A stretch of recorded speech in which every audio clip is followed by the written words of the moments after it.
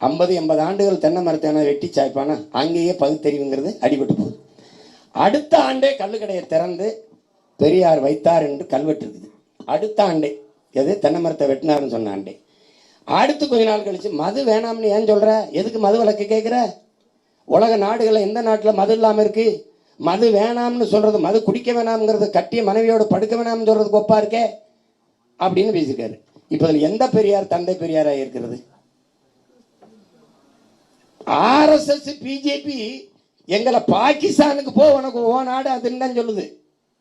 இவர் ஆப்கானிஸ்தானுக்கு போங்கிறாரு. அண்ணே சொல்லுங்கண்ணே, நான் போய் சேரன்னு சொல்லுவேன் நினைப்பாங்கண்ணே.